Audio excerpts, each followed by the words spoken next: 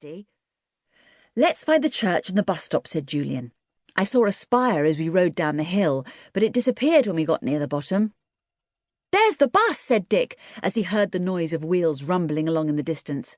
"Look, here it comes. We'll follow it." "There's Anne in it, and George. Look," shouted Julian. "We're here exactly on time. Hey, George!" The bus came to a stop by the old church, and out jumped Anne and George, each with a suitcase, and out leapt old Timmy too, his tongue hanging down, very glad to be out of the hot, jerky, smelly bus. "There are the boys!" shouted George, and waved wildly as the bus went off again. "Julian! Dick! I'm so glad you're here to meet us." The two boys rode up and jumped off their bikes, while Timmy leapt round them, barking madly. They thumped the girls on their backs and grinned at them. "Just the same old couple," said Dick.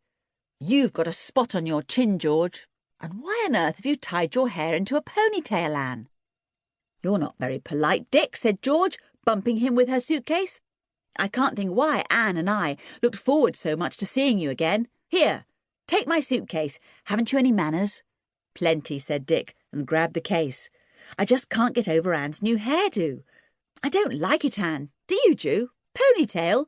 A donkey tail would suit you better, Anne." "It's all right. It's just because the back of my neck was so hot," said Anne, shaking her hair free in a hurry. She hated her brothers to find fault with her. Julian gave her arm a squeeze. "Nice to see you both," he said.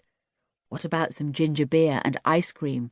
There's a shop over there that sells them, and I've a sudden longing for nice juicy plums." "You haven't said a word to Timmy yet," said George, half offended. "He's been trotting round you and licking your hands, and he's so dreadfully hot and thirsty." "Shake paws, Tim," said Dick, and Timmy politely put up his right paw. He shook hands with Julian too, and then promptly went mad, careering about and almost knocking over a small boy on a bicycle. "Come on, Tim, want an ice cream?" said Dick, laying his hand on the big dog's head. "Hark at him panting, George. I bet he wishes he could unzip his hairy coat and take it off, don't you, Tim?" "Woof," said Tim, and slapped his tail against Dick's legs. They all trooped into the ice cream shop. It was half dairy, half baker's. A small girl of about 10 came to serve them. "Mum's lying down," she said. "What can I get you? Ice creams, I suppose. That's what everyone wants today." "You supposed right," said Julian. "A large one each, please. 5 in all, and 4 bottles of ginger pop as well." "5 ice creams? Do you want one for that dog, then?" said the girl in surprise, looking at Timmy. "Woof," he said at once. "There you are," said Dick. He said yes. Soon the 5 were eating their cold ice creams, Timmy licking his from a saucer. Before he had had many licks, the ice cream slid from the saucer, and Timmy chased it all the way round the shop as it slid away from his vigorous licks. The little girl watched him, fascinated. "I must apologise for his manners," said Julian solemnly. "He hasn't been very well brought up." He at once had a glare from George and grinned. He opened his bottle of ginger beer. "Nice and cold," he said. "Here's a happy fortnight to us all." He drank half the glass at top speed and set it down with a great sigh. "Well, blessings on the person who invented ice cream, ginger pop and the rest," he said.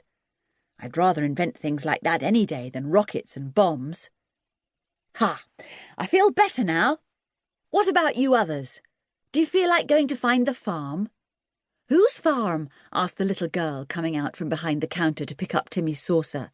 Timmy gave her a large, wet and loving lick as she bent down. "Ooh," she said, pushing him away. "He licked all down my face." "Probably thought you were an ice cream," said Dick, giving her his hanky to wipe her cheek. "The farm we want is called Finniston Farm. Do you know it?" "Oh, yes," said the little girl. "You go down the village street, right to the end, and turn up the lane there, up to the right. The farmhouse is at the top of the lane. Are you staying with the Philpotts?" "Yes. Do you know them?" asked Julian, getting out some money to pay the bill. "I know the twins there," said the girl. "The 2 Harrys. At least, I don't know them well. Nobody does.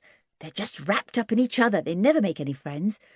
You look out for their old great-granddad. He's a one, he is. He once fought a mad bull and knocked it out.